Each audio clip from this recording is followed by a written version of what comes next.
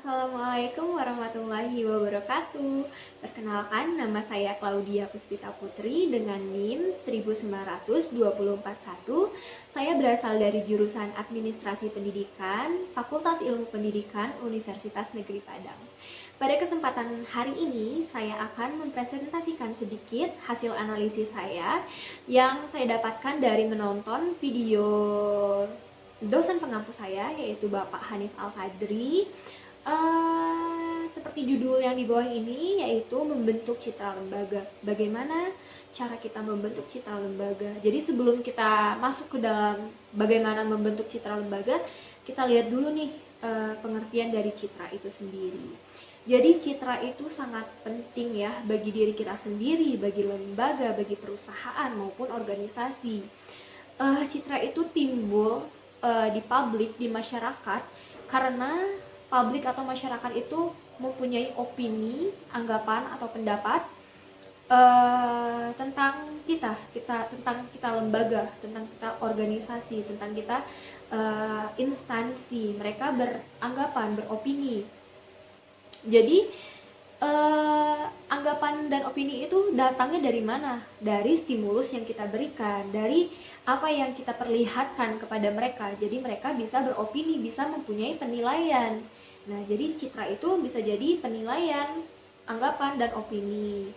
Nah, karena stimulus yang kita berikan tadi, kita harus lebih berhati-hati nih sebagai diri sendiri juga, sebagai lembaga, sebagai organisasi.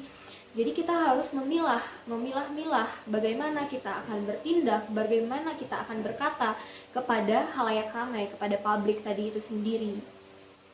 Nah, jadi baik dan buruknya lembaga itu berdasarkan stimulus yang kita berikan.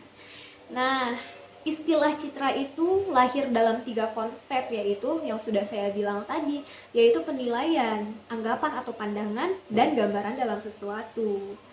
Nah, jadi jangan salahkan ya publik atau orang lain yang menilai kita, karena memang citra itu sendiri tergantung stimulus yang kita berikan tadi. Jadi jangan marah nih kalau misalkan ada orang yang menilai kita, oh jadi ternyata si itu begitu ya. Nah, oh berarti lembaga itu seperti itu ya. Nah, karena orang bisa menilai karena ya kita menunjukkan gitu sebagai lembaga gitu kan. Jadi orang bisa menilai. Jadi kita emang harus lebih berhati-hati dalam bertindak, dalam berkata-kata. Emang ya ya seharusnya kita memberikan yang positif kepada khalayak ramai atau kepada publik, kepada masyarakat. Nah, terbentuknya citra itu sendiri ada dari beberapa komponen. Yang pertama itu realitas. Realitas ini artinya adalah empirik atau sesuatu yang nyata, data yang sebenarnya dan tidak dibuat-buat. Ya kan, nyata, tidak dibuat-buat. Jadi sesuatu yang dibuat-buat, sesuatu yang ya kamu menimbulkan citra yang dibuat-buat, itu bukan jati diri kamu sendiri gitu kan. Nah, ya sesuatu yang dibuat-buat hanya menunggu waktu. Apabila yang dibuat-buat itu ketahuan, ya bakal terbentuklah citranya negatif kan, bakal down, citranya bakal menurun. Orang bakal tahu, oh jadi si itu ternyata mereka pencitraan ya, bukan citra sebenarnya gitu kan. Jadi orang selamanya nggak bakal percaya lagi sama kita karena kita sudah membuat citra yang dibuat-buat atau kebohongan itu sendiri kan. Nah, yang kedua itu sesuatu yang ideal. Sesuatu yang ideal. Contohnya itu, aku kasih contoh itu sekolah. Jadi sekolah ini tuh mampu memberikan lulusan. Sekolah menengah pertama ya. Sekolah menengah atas mampu memberi lulusan yang bisa masuk ke universitas negeri yang mungkin bergengsi ya. Yang mungkin lulusan universitas itu dicari orang gitu kan, bisa dapat langsung pekerjaan. Nah, SMA itu bisa tuh lulusannya masuk ke universitas negeri yang bergengsi tersebut. Berarti kan dia mempunyai lulusan yang baik. Nah, jadi karena mereka mempunyai lulusan yang baik, jadi lulusannya itu bisa diterima di perguruan tinggi bergengsi negeri ya. Jadi muncullah opini positif dari masyarakat atau publik itu sendiri. Wah, berarti anak saya harus SMA-nya di situ dong kan. Jadi yang lulus itu tuh masuk universitas negeri yang bergengsi nih, kayak UNP kan, universitas negeri yang ada di Padang gitu kan. Wah, SMA ini bisa nih lulusannya masuk ke situ. Nah, yang kedua itu harapan atau keinginan. Nah, yang harapan dan keinginan ini ya tadi kan udah bagus tuh sekolahnya, bisa memberi lulusan yang masuk ke universitas negeri yang bergengsi. Nah, bagi harapan bagi masyarakat itu, semoga sekolah itu sendiri tadi tetap bisa memberikan lulusan-lulusan terbaik lagi nantinya, dan tetap menjaga konsistensinya agar bisa memberi lulusan terbaik. Nah, selanjutnya itu citra sendiri itu dibentuk oleh 4 aspek. Jadi citra itu dibentuk oleh 4 aspek ya. Yang pertama itu persepsi. Persepsi ini sama tadi kayak kan hasil pengamatan atau penilaian kan. Jadi orang ini menilai apa yang stimulus yang sudah kita berikan.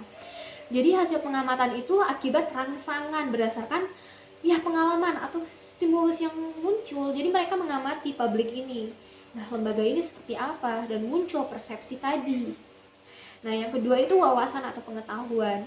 Nah, ya karena publik itu mempunyai wawasan atau pengetahuan, ya mereka bisa menentukan tingkat persepsi mereka sendiri terhadap lembaga atau instansi tersebut. Yang ketiga itu motivasi. Jadi citra juga terbentuk dari motivasi seseorang. Jadi seseorang ini termotivasi untuk mengamati kita nih sebagai lembaga atau instansi. Nah, yang keempat itu ada sikap atau adanya kecenderungan bertindak dan berpersepsi. Jadi ada masyarakat itu yang mempunyai sikap atau ya kecenderungan untuk menilai atau mengamati suatu lembaga dan organisasi tertentu. Nah, bagaimana cara untuk mempertahankan citra atau mendapatkan citra yang baik? Nah, kan ya kita kan untuk mendapatkan citra yang baik harus mempunyai usaha dan cara ya kan. Yang pertama itu adalah merubah penampilan atau memperbaiki penampilan yang semakin hari semakin bagus, semakin rapi. Jadi mungkin kita biasanya itu memakai baju yang mungkin kurang rapi ya, kurang resmi mungkin kan untuk suatu lembaga atau organisasi. Jadi bisa kita perbaiki sedikit demi sedikit. Jadi orang bisa menilai kita gitu. Oh, jadi dia atau si A itu mempunyai kemauan ya untuk memperbaiki dirinya. Jadi lama-kelamaan orang akan berpikir positif kepada kita, membuat atau memberi stimulus. Kita memberikan stimulus kepada mereka, jadi mereka memberikan citra yang positif kepada kita. Nah, yang kedua itu berkomunikasi dengan banyak orang yang berada di sekitar kita. Jadi kita harus menjaga komunikasi kita, berkomunikasi dengan banyak orang, mempromosikan diri kita bahwa kita ini layak, kita ini bisa gitu kan. Jadi kita harus berkomunikasi dengan banyak orang, dengan yang berada di sekitar kita. Itu akan lebih meningkatkan citra positif bagi kita. Nah, yang ketiga itu menjaga reputasi yang sudah terbentuk. Nah, kalau kita sudah mempromosikan diri kita, sudah memperbaiki penampilan kita, jadi kita harus menjaga citra positif kita itu sendiri agar tidak melakukan suatu kesalahan yang bisa meruntuhkan citra kita yang sudah positif tadi. Nah, ternyata citra itu sendiri terdiri dari banyak jenis ya. Banyak sekali jenisnya, tapi saya akan menjelaskan ada 6 jenisnya nih citra ini, yaitu 1, the mirror of image atau citra bayangan. Nah, citra bayangan itu adalah kita seperti kita bercermin ya. Oh, itu ada kita tuh. Nah, bagaimana sih caranya kita itu lebih baik lagi dari hari ke hari? Nah, yang kedua itu ada citra yang berlaku atau citra yang sudah berlaku di masyarakat, di publik. Jadi citra itu sudah ada di situ. Jadi kita ya harus mengikuti citra yang sudah ada gitu kan.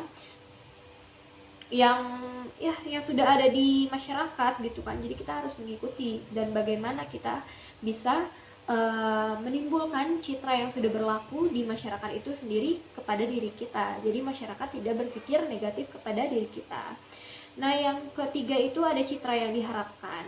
Nah, citra yang diharapkan ini tadi seperti yang sudah saya jelaskan tadi ya, seperti yang sekolah tadi tetap mengharapkan lulusannya menjadi yang lebih baik, dan yang ini juga citra yang yang diharapkan itu juga ya seperti itu. Kita mengharapkan citra yang lebih baik lagi dari hari ke harinya. Nah, yang keempat itu corporate image atau citra dari sebuah lembaga atau suatu instansi secara keseluruhan, bukan cuma bagian per bagian. Yang kelima ada citra majemuk, yang keenam ada citra good, baik dan buruk atau good and bad image. Nah, manfaat citra bagi lembaga atau instansi. Yang pertama itu meningkatkan daya tarik perusahaan atau lembaga atau organisasi. Nah, kalau kita sendiri sudah mempunyai citra yang baik, kita tidak perlu lagi capek-capek untuk mempromosikan nih lembaga kita, instansi kita, organisasi kita. Karena emang ya citra itu dari orang ke orang itu bakal disebutkan. Misalkan saya gitu kan, oh ternyata perguruan tinggi ini bagus ya, dan saya bakal mengajak juga teman-teman saya atau adik-adik kelas saya untuk masuk ke perguruan tinggi tersebut. Jadi kita nggak perlu capek-capek lagi nih buat keluarin biaya nih, kalau lulusan dari situ itu tuh bagus gitu kan. Jadi ya dari omongan orang ke orang, citra kita tuh sudah baik. Nah, jadi ya itu bakal jadi daya tarik suatu lembaga atau instansi atau perguruan tinggi itu sendiri. Jadi ya bakal makin banyak itu yang mendaftar kan, karena emang citranya sudah positif di kalangan masyarakat atau publik. Nah, yang kedua itu meningkatkan efektivitas pemasarannya, yang seperti udah dijelasin tadi nih, kan bersangkut paut nih. Tadi kan daya tarik, nah pemasaran juga kan udah dari omongan-omongan, kita nggak perlu capek-capek lagi untuk mengiklankan bagaimana lembaga kita kan, karena emang citra kita sudah baik dan sudah positif di kalangan publik atau masyarakat. Dan yang ketiga itu menghemat biaya, ya karena kita nggak masang iklan, nggak mengeluarkan biaya, karena emang udah dari mulut ke mulut, penjuru dunia ya, penjuru itu sudah tahu kalau citra kita ini bagus, citra kita ini tuh baik gitu kan. Jadi kita nggak perlu mengeluarkan biaya dan lebih hemat biaya. Nah, yang keempat itu citra yang sudah terbentuk akan menjadi perisai yang akan membela kita. Jadi bila seketika kita membuat atau lembaga kita membuat kesalahan, kita akan dimaafkan oleh masyarakat karena sebelum-sebelumnya citra kita sudah baik mungkin. Jadi masyarakat tetap memberi kita kepercayaan untuk memperbaiki lagi citra kita. Nantinya citra positif ini akan menjadi perisai atau pelindung bagi lembaga atau instansi kita. Ya mungkin hanya itu yang dapat saya sampaikan. Bila ada kesalahan maupun khilaf, itu datangnya dari diri saya sendiri. Bila itu ada benar, ya datangnya itu dari Allah. Alhamdulillah. Hanya itu yang dapat saya sampaikan. Assalamualaikum warahmatullahi wabarakatuh.